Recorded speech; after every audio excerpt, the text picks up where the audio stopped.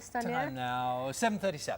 Almost a week after the start of the riots in England, there's still heated debate over what caused them. One thing is clear, many of the people arrested and charged over the riots have been children and young people. Some were as young as 11. Speaking in the House of Commons yesterday, David Cameron didn't hesitate to put some of the blame on bad parenting.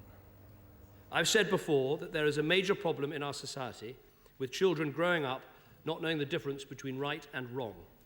This is not about poverty, it is about culture.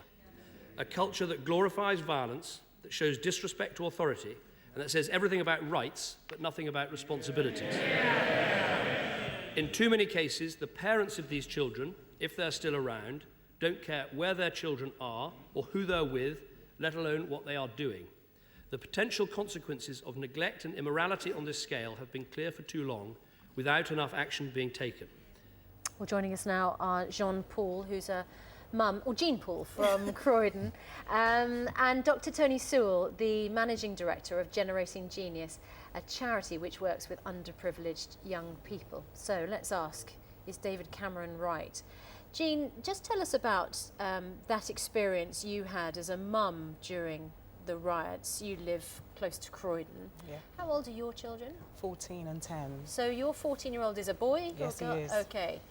So the riots happen in Croydon, and it's pretty distressing for many people. Absolutely. Young people getting involved. What does your son experience? My son was, his phone was pinging and pinging and pinging away with all the excitement of what was actually manifesting and going on. And it was every single effort, every conceited effort just to contain him and bring the excitement level down. So he was getting, you sensed he was getting whipped up into a sense of excitement by friends telling him what was going on. Yeah, and him wanting to leave the house to go. Jean, did you see the messages? Did you read them yourself? I didn't see the messages, no. But the nature of it was that there was something going on outside. Yeah. Come and get involved. Yeah. That kind of excitement was there, and I just thought, there's no way you are leaving this house.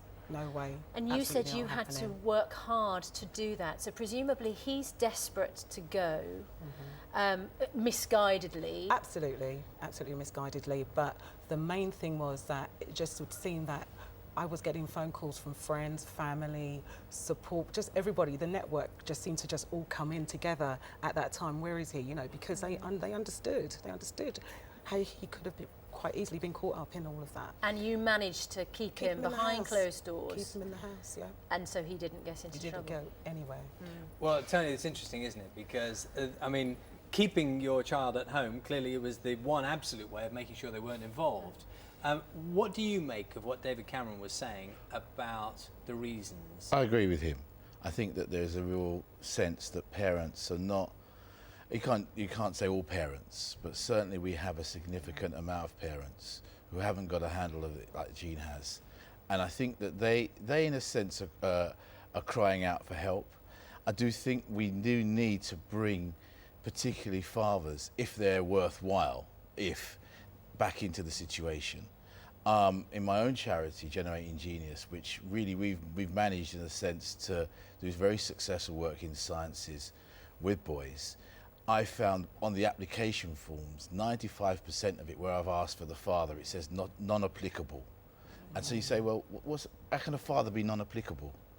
And so you look at the situation and you do see, and we have a culture now where we're saying that, look, the father, particularly for boys, are not there. And I think that the reality is, and we've had it's a very difficult situation, very sensitive, to talk about the issue to do with single mothers.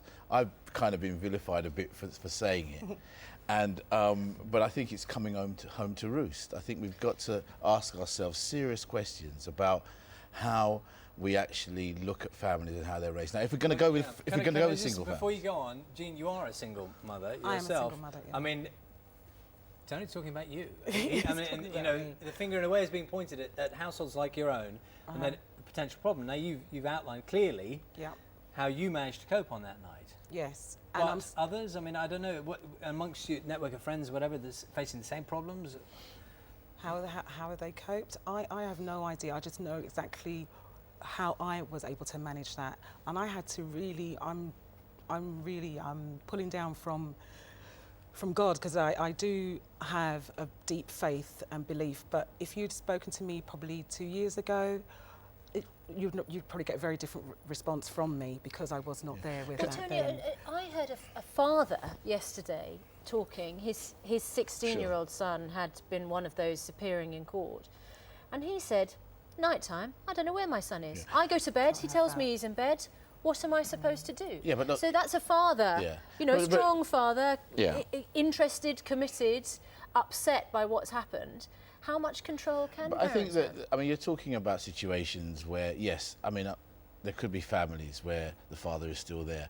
However, what I'm saying here is that particularly when you're looking at the development of these boys, particularly when they're young, I would have thought that what we need to do is, if we're going to go into a situation where we're having, let's put it this way, alternative families, and we look at that in all different ways, then let's then support people like Jean, you know, in a sense, and then look at ways in which that can go forward. My problem actually in this is also the value systems around a lot of what's happening.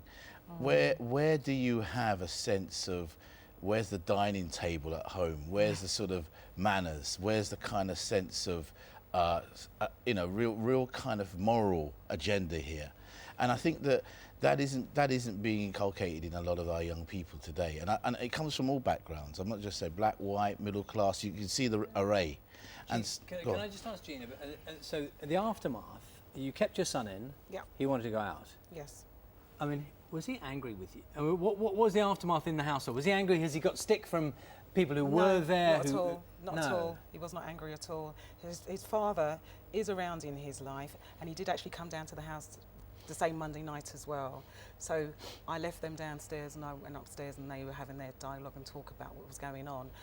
There is no stick afterwards. In fact, the TV footage and coverage afterwards, when he's seen the raids in the morning and the perpetrators being led away, and then the goods in the plastic bags afterwards, he's going, "Oh my goodness." It's just like looking at that and thinking, wow, there is a consequence to what's actually there are some happened. alternatives to this, you know. Yeah. And I think that one of the ways in which I think we can do a lot around this is to give young boys and girls real sense of discipline and activity. I really do believe now in things like outward bound activities. I really do believe in the RAF and the Army getting involved. Not this idea of military stuff, but they have a contribution to make. I mean, with our students, we've gone to the RAF, and the boys have loved the discipline.